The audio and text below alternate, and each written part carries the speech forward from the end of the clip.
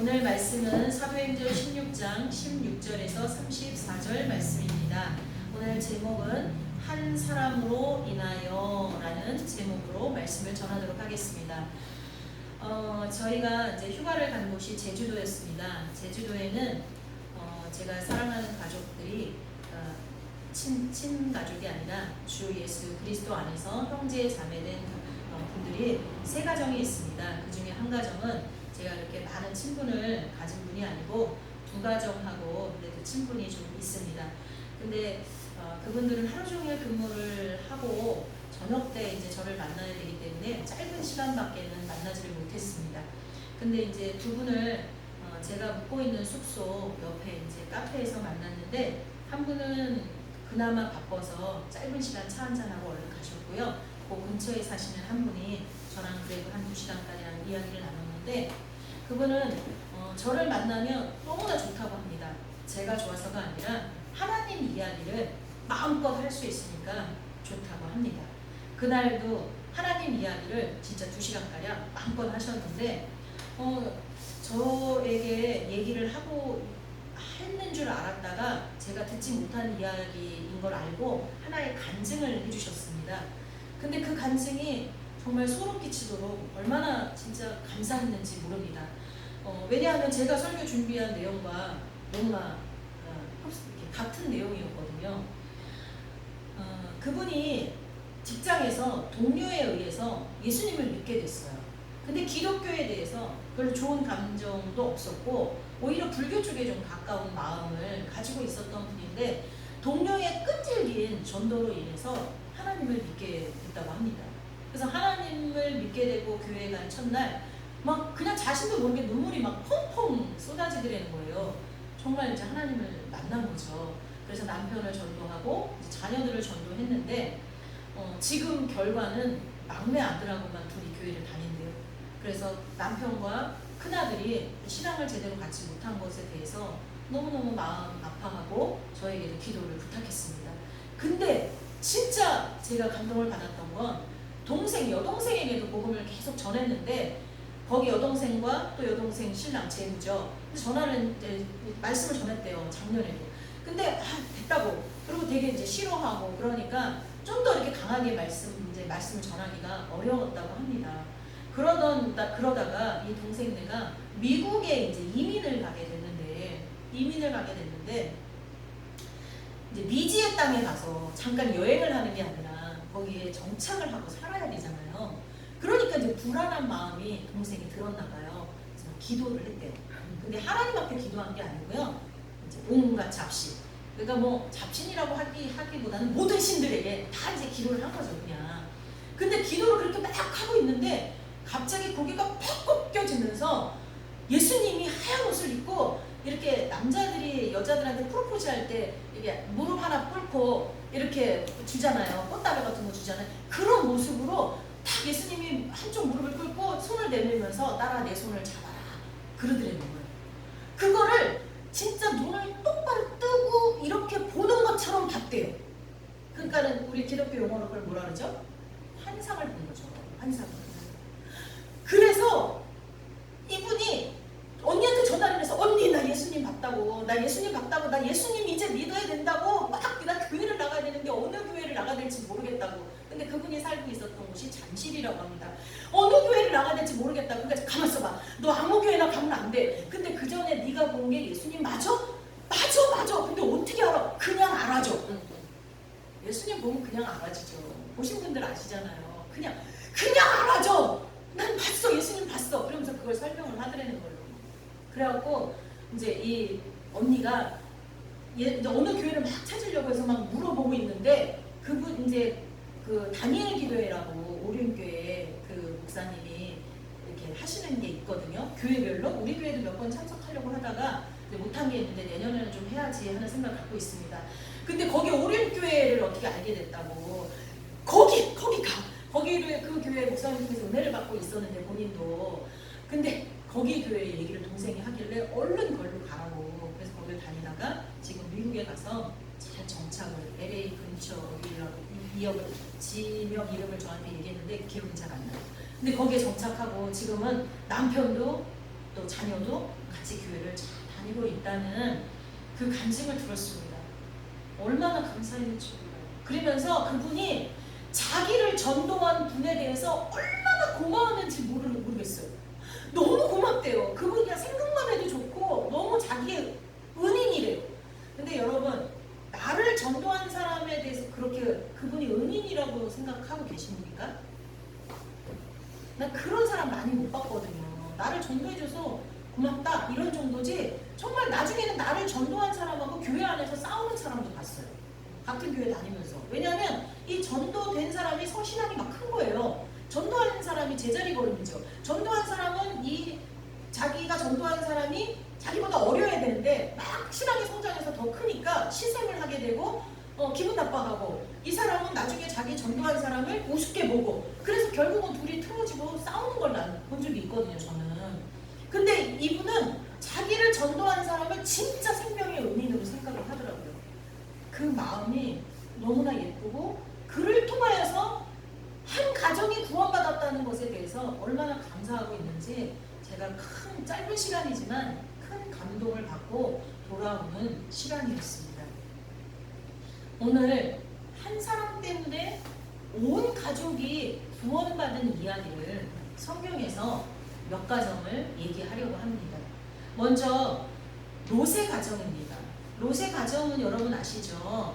아브라함의 조카였잖아요. 근데 아브라함과 함께 있다가 너무나 이 키우는 양떼들이 많아지니까 서로 이 하인들끼리 싸우는 거예요. 땅은 좁고 거기에 양떼들이, 양쪽 가정의 양떼들이 너무 많으니까. 그래서 이제 아브라함이 네가 좋은 것을 택해라. 그러면 나는 네가 택한 곳에 반대를 택해서 가겠다. 우리가 이제는 좀 분리해서 살 때가 되었다 라고 이야기를 합니다. 근데 롯은 삼촌에게 양보하지 않고 자기가 보기에 가장 좋은, 그 당시 아주 화려했던 소돔과 고모라 땅, 소돔을 택해서 갑니다. 거기가 도시였기 때문에 굉장히 번창했던 곳이죠. 거기를 택해서 가고, 아브라함은 이 조카 롯에게 그것을 양보하고 반대쪽을 택해서 가게 됩니다. 그런데 이 롯이 택해서 간 곳은 역시나 죄악이 관영했던 곳입니다. 그래서 동성애가 아주 정말 만연했던 곳이죠. 그곳을 택해서 갔어요. 그러니까 결국은 거기가 하나님께서 멸망시키기로 작정하게 된 곳이 되었습니다. 그때 아브라함이 어떻게 해요? 하나님의 천사들에게 아브라함이 아주 간절히 빌죠. 잠시만요.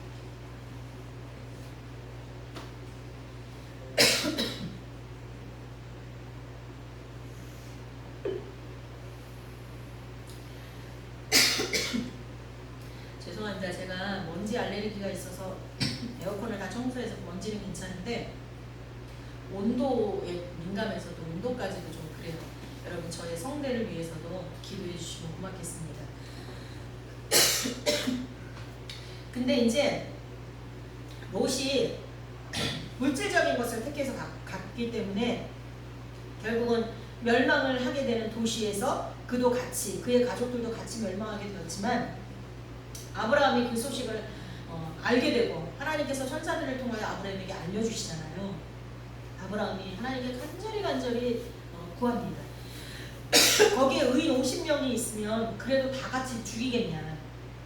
아브라함이 생각할 때 그 큰 성에 적어도 의인 50은 있겠지, 이렇게 생각을 한 거예요. 어쩌면 속으로는 한 100명쯤은 있겠지. 근데 혹시 100명이 없으면 어떡하지? 해서 자기 딴에는 가장 적은 숫자를 얘기했을 거예요. 한 500명이 있다고 생각했을지도 모르고요. 근데 가장 적은 숫자, 적어도 아무리 없어도 50명은 있겠지라고 얘기를 한 거겠죠. 50명. 50명이 있는데 그 50명을 의인을 그 도시를 멸망할 때 같이 멸망시키겠느냐. 그러니까 하나님께서 안 하겠다. 50명만 있어도 내가 50명만 구하는 게 아니라 50명 때문에 그 성을 다 구해주겠다. 하나님 배포도 크시죠. 그렇게 말씀하세요. 근데 아브라함이 하나님이 흔쾌히 얘기를 하니까 조금 더 타협을 해야 될 것 같아요. 거기서 5명이 부족하면 어찌하렵니까? 그래도 좋아. 45명도 내가 그 45명 때문에 그 소돔성 전체의 사람들을 구해주겠어. 또 타협을 합니다. 참 아브라함은 장사꾼인 것 같아요. 진짜 대감 것 같아요. 거기서 5명이 없어서 40명이면 어찌하렵니까? 아, 그래 40명이라도 내가 구해주겠어. 이렇게 가다가 나중에 어떻게 몇 명까지? 10명까지 갑니다. 10명이 있다면 어떻게 하시겠습니까? 하나님께서 10명이 있어도 구해주겠다라고 말씀을 하세요. 근데 나중에 소돔과 고모라가 망할 때 보면 10명이 있었나요? 없었어요. 그나마 아브라함 때문에 누구가 구원을 받았어요? 롯과 그의 가정이 구원을 받았어요. 근데 그 딸들의 사위들 구원 받았어요? 못 받았어요? 농담으로 여겼어요. 농담으로. 안 망한다 이거죠. 어떻게 이 큰 성이 망하냐. 그래서 사위들은 또 구원함을 못 받았어요. 근데 또 마지막에 또 누구도 구원함을 못 받았죠? 롯의 처 아내까지도 뒤를 돌아보는 바람에 구원함을 못 받았어요. 그럼에도 불구하고 롯과 딸들은 어쨌거나 구원함을 받았죠. 그리고 아브라함 덕분에 그들이 다 구원 받을 수 있었어요. 그치? 나머지는 자신들의 몫이었죠. 자, 그 다음에 이제 여호수아 시대로 갈게요. 여호수아가 이제 모세가 죽고 난 다음에 실질적 정복을 한 거는 여호수아잖아요. 근데 여호수아가 여리고성 첫 번째 이제 점령을 하기 위해 여리고성을 점령하러 가기 전에 정탐꾼을 보내요. 근데 그 정탐꾼이 가다가 걸리게 생겼잖아요. 그래서 도망을 가는데 그 도망간 데가 어디예요? 숨은 곳이. 그 성벽에 살고 있던 우리는 성벽이 이렇게 좁다고 해서 우리 그 만리장성이나 이런 데 보면 성벽이 어때요? 여러 명이 걸어갈 정도로 넓잖아요. 그래서 거기 위에서 적들이 쳐들어오면 싸움도 하고 그러잖아요. 근데 이 여리고성의 성벽은요, 성벽 위에 집이 있었어요. 집까지 있을 정도로. 그래서 이 기생 라합이 성벽 위에 집이 있어서 거기 성벽 위에 집을 짓고 사는 이 기생 라합이 그들을 숨겨줬어요. 근데 이 라합이 그들을 숨겨준 이유가 뭐였죠? 하나님의 역사를 들었어요. 그래서 그는 자신의 나라와 민족과 그 왕보다도 역사하시는 하나님을 믿게 되었어요. 그리고 하나님을 더 의지하고 의뢰하게 되었어요. 그래서 하나님의 종들인 그들을 살려줬어요. 그러면서 뭐라 그래요? 당신들이 여기를 점령할 것을 나는 이미 안다. 왜? 하나님이 그 홍해를 가르시고 이스라엘 백성을 들어오게 하신 것을 알고 그들에게 이 땅을 주겠다고 약속한 걸 안다. 그럼 반드시 그렇게 될 거다. 그때 나와 우리 가족을 살려달라고 이야기를 합니다. 그래서 이들은 돌아가서 여호수아에게 보고하고 정말로 그걸 지키죠. 너 붉은 줄을 그 성벽 아래에다 걸어놔라. 니네 창문에다 걸어놔라. 그 붉은 줄이 의미하는 건 뭐예요? 예수 그리스도입니다. 예수 그리스도로 인하여 우리가 구원받은 것을 미리 예표하는 거예요. 그래서 붉은 줄을 걸어놔라. 그러면 우리가 그걸 보고 그 붉은 줄이 걸려있는 그 집에 속한 모든 사람은 구해주겠다. 이게 딱 십자가 사건을 얘기합니다. 예수 그리스도께서 십자가에 돌아가시고 부활하신 사건을 우리가 믿으면 예수 그리스도를 인해서 그 안에 들어가는 모든 사람은 어떻게 해요? 다 구원받는다는 거잖아요. 그것을 예표하는 거예요. 그래서 기생 라합의 가족들도 라합 한 명으로 인해서 구원을 받습니다. 자, 이번에 신약으로 넘어갈게요. 신약으로 넘어가면 백부장 고넬료라는 사람이 있어요. 그는 말하기를요, 하나님을 믿는 사람은 아니었는데 모든 사람들에게 선을 베풀었다 그랬어요. 기독교인에게도 베풀고 아닌 사람에게도 베풀고 너무나 선해서 기독교인조차도 그를 좋아했다. 그를 존경했다라고 성경은 말하고 있거든요. 근데 하나님께서 그렇게 선한 일을 행하는 고넬료와 그의 가정을 구원하시기를 원했어요. 그래서 어떻게 했냐? 베드로를 통해서 베드로 원래 이방인의 사도는 누구예요? 바울이잖아요. 근데 이 고넬료는 베드로를 통해서 세례를 받았어요. 이 가족이. 베드로가 어떻게 했죠? 지난번에 말씀드렸죠. 기도하고 있는 중에 하늘에서 보자기가 내려오는데 그 보자기에 어때요? 진짜 이스라엘 백성의 율법에 나와 있는 온갖 부정한 동물들이 다 쌓여 있는데 그게 내려오면서 그걸 하나님께서 먹으라는 거예요. 베드로는 강력하게 부정을 하죠. 근데 계속해서 먹으라는 거죠. 그래도 부정을 해요. 근데 나중에 뭐라 그래요? 내가 정결하다고 한 것을 네가 부정하다고 할 거냐? 라고 책망하시니까 그때서야 베드로가 알았다고 하죠. 근데 그 환상을 보고 얼마 안 돼서 이 고넬료가 보낸 그 하인들이 도착을 하잖아요. 그리고 고넬료의 집으로 베드로를 초대하잖아요. 만약에 그거 환상을 하나님께서 미리 보여주시지 않았다면 어떻게 될까요? 베드로가 절대로 안 가겠죠. 안 가죠. 근데 이방인까지도 하나님께서 정결하게 하시는구나. 구원하시는구나 하는 것을 이미 환상으로 봤기 때문에 그곳에 가서 고넬료를 축복하고 그 고넬료와 모든 가족들을 에게 세례를 주게 되죠. 다 구원받게 됩니다. 이 고넬료 한 사람이 하나님을 감동시키니까 어떻게 돼요? 온 가족이 구원을 받게 되었습니다. 한 가정만 더 얘기할게요. 한 가정은 루디아라는 여자의 가정이에요. 루디아는요, 마게도니아 지역에서 두아비라 시라는 큰 시에서 그 자색 옷감 장사를 하는 여자였어요. 굉장히 부유한 여자였거든요. 근데 그 사람이 하나님을 믿고 있었어요. 하나님을 믿고 있었는데 그때 마침 바울과 실라가 아시아 쪽으로 가서 복음을 전하려고 했는데 하나님이 자꾸 막으시는 거예요. 그리고 마게도니아 지역에서 누군가 자꾸 손짓을 하는 거예요. 손짓을. 그러니까는 이 바울은 사실 아시아 쪽으로 가고자 했는데 그걸 하나님이 막지 않으셨다면 우리가 어떻게 됐을까요? 먼저 유럽보다 복음을 들었겠죠. 근데 하나님은 무슨 이유인지는 모르겠지만 아시아로 가려는 바울을 막으시고 마게도니아 지역, 유럽 쪽으로 하나님이 바울과 실라를 인도하셨어요. 그곳에 가서 손짓한 여자가 아마 루디아가 아니었나 싶어요. 그래서 루디아를 만나고 그 루디아를 통해서 예배 초소, 기도 초소를 제공받게 돼요. 그리고 이제 거기로 기도하러 가는 중에 누구를 만나냐면 오늘 본문에 나온 내용이에요. 점을 쳐가지고 알려주는 그런 여자를 만나요. 근데 그 여자가 자꾸만 바울과 실라에 대해서 떠들어대니까 바울과 실라가 괴로웠어요. 뭐 천사가 말하는 것도 아니고 귀신이 자꾸 떠들어대니까 그래서 안 되겠다. 저 여자에게서 귀신을 쫓아내줘야겠다 생각을 하고 뭐라고 말해요? 예수 그리스도의 이름으로 명하노니 그 여인에게서 떠나가라 명하니까 당장 떠나가죠. 자, 근데 귀신 들려서 점치는 여자가 귀신이 떠나갔으니까 점을 칠 수 있을까요? 없을까요? 지금도 무당을 찾아가면 이렇게 사주를 봐가지고 막 책을 봐서 공부해서 하는 철학관보다 진짜 귀신이 씌워서 점치는 여자가 더 잘 치는 거 아시죠? 그쵸? 근데 철학가니까 사주 보는 사람이나 점치는 사람이나 지나간 건 맞히지만 앞으로 될 일은 맞출 수가 없어요. 그건 비밀에 쌓여 있으니까.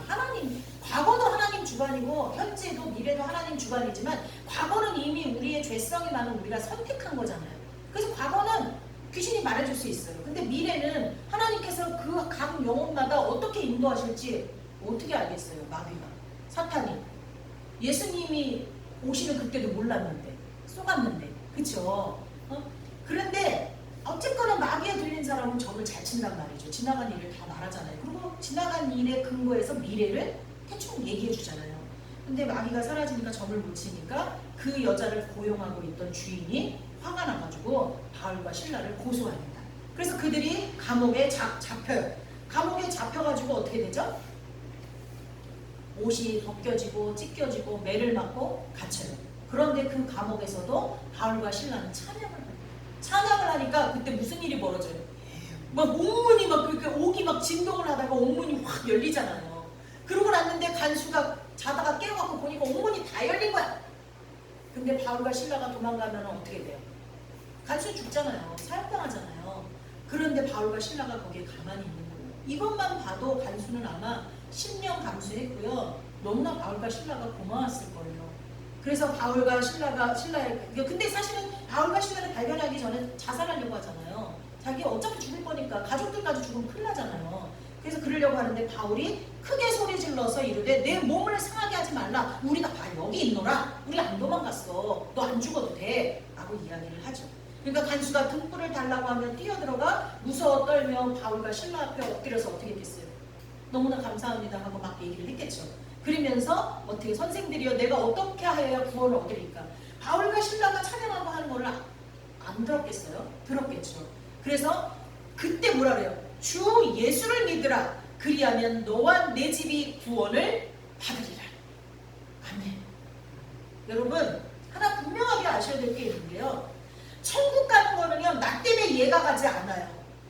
옛날에 선녀와 나무꾼처럼 선녀가 자기 아이들을 갖다가 여기다 끼고 발에다 하나 끼고 선녀옷 입고 하늘로 올라가잖아요. 그래서 나무꾼에게 애가 4명 날 때까지는 절대로 선녀옷을 주지 말라 그랬는데 이 선녀가 간청하는 바람에 선녀옷을 애 셋밖에 없을 때 주니까 하나씩 끼고 발에도 끼고 올라갔잖아요.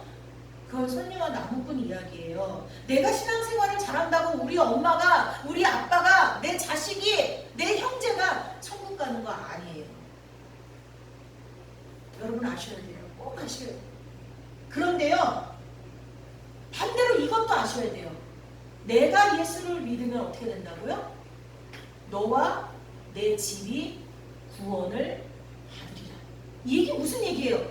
나에게 복음의 씨가 심어지면 그 씨를 가지고 전도하면 내 가족들까지 구원받을 수 있다는 거예요.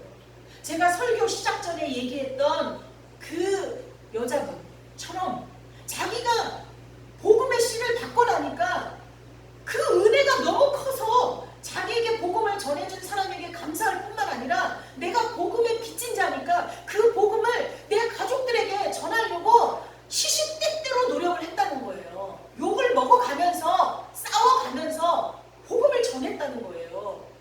그 왜? 내가 이 복음 때문에 새로운 생명을 얻었다는 것을 확신하니까, 그리고 내가 이 복음 때문에 천국 백성이 되었고 죽어서도 천국 간다는 걸 진짜로 이 가슴에 새겼으니까. 그러니까 근데 구원은 내가 구원받았다고 저 사람도 구원받는 게 아니니까, 내가 천국 간다고 내 형제자매 부모까지 천국 가는 게 아니니까, 복음을 전하지 않으면, 저들도 복음을 듣고 주 예수를 믿지 않으면 지옥 가니까. 그래서 복음을 끊임없이 전했다는 거예요. 그러니까 하나님께서 어떻게 하셨어요? 놀라운 역사를 통해서 지금도 그 역사는 일어나고 있습니다. 믿으십니까? 아멘. 그래서 그 동생네 가족이, 한 사람이 아니라 가정이 다 구원을 받았다는 거 아닙니까? 그리고 지금도 믿음이 없어져 버린 큰아들과 남편을 위해서 매일 기도한대요. 아로마 향 5만원짜리를 놓고 아마 그 향유 옥합을 깨가지고 예수님의 머리에 붓고 발을 씻기신 그 여인을 생각했던 것 같아요. 근데 그분이 하는 그거는 조금 미신적인 것 같아서 이렇게 고쳐줄까 하다가 그분의 마음이 나한테 전달이 되고 하나님이 받으신 게 느껴져서 아무 소리 안 했어요. 그래서 그걸 놓고 기도를 한대요. 그 밖을 이렇게 뿌려가면서, 어떻게 그 얘기를 제가 정확하게 못 들었어요. 다른 거에 집중하느라고, 그 십자가 사건에 집중하느라고. 근데 아무튼 아로마 향 얘기를 5만원짜리 그 비싼 거를 그렇게 뿌려가면서 한다고 하더라고요. 그 정도로 간절하게 가족 구원을 위해서 기도하고 있고 전하고 있다는 거예요. 여러분, 만약에 내 가족에게 복음을 전하고 있지 않으면 그 복음으로 인해서만 구원받는다는 걸 내가 안 믿는 거예요. 그걸 확실히 믿는데도 못하고 있으면 지금 내게 용기가 없는 거예요. 그 용기를 달라고 성령이 충만하여서 그 용기가 내게 올 수 있도록 기도해야 되는 줄 믿습니다. 아멘. 자, 이제 이 네 가지의 이야기는, 이 5가지 이야기였어요. 이 이야기는 한 사람으로 인해서 구원받은 사람들, 그 가정을 얘기했는데요. 진짜 한 사람으로 인해서 온 인류가 구원받은 사건을 이야기하고 마치겠습니다. 그게 뭐죠? 예수님 이야기예요. 요거는 성경을 잠깐 찾아볼게요. 로마서 5장, 원래 5장 전체인데요. 5장 전체는 지금 볼 시간이 없고요. 로마서 5장 17절에서 19절만 볼게요.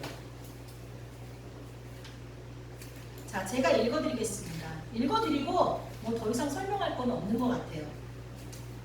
자, 로마서 5장 17절에서 19절. 한 사람의 범죄로 말미암아 사망이 그 한 사람을 통하여 왕노릇하였은즉, 이건 뭐예요? 아담 한 사람의 죄로 그 죄악이 모든 인류에 왕노릇했죠. 그래서 지금도 사단이 지금 세상을 붙잡고 있잖아요. 세상의 권세를 가지고 있잖아요. 죽음의 권세를. 더욱 은혜와 의의 선물을 넘치게 받는 자들은, 우리들은 한 분 예수 그리스도를 통하여 생명 안에서 왕노릇하리로다.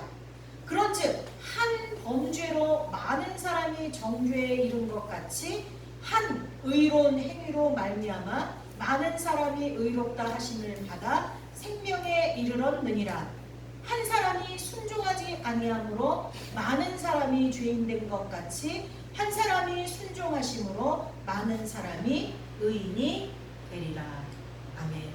예수님 한 분으로 인하여서 우리 모두가 구원받게 되었음을 감사하는 시간이 되었으면 좋겠습니다. 기도하겠습니다. 사랑의 하나님, 참으로 감사합니다. 오늘 구약과 신약에 나오는 한 사람으로 인하여 그와 그의 가족 모두가 구원받은 역사적 사건들을 살펴보았습니다. 그러면서 정말 이 모든 일들이 우리 가운데 일어났고 일어나고 있고 앞으로 일어날 것을 믿는 이유는 예수 그리스도 한 분으로 인하여 우리가 구원받은 백성이 되었다는 것입니다. 예수님이 대제사장 되신 것은 사람이 대제사장 된 것처럼 죽고 다음 사람이 되고 이렇게 되는 것이 아니라 단번에 영원한 제사장이 되었음을 믿기에 우리 예수 그리스도의 십자가 복음으로 인해서 우리가 구원받았고 이 복음을 전하고 또 받는 자가 그것을 믿을 때 우리처럼 구원받게 됨을 믿습니다. 이 믿음을 가지고 가족들에게, 이웃들에게, 동료들에게 복음을 전할 수 있는 저희 모두가 되게 하여 주옵소서. 예수님의 이름으로 기도하옵나이다. 아멘. 이제는 우리 주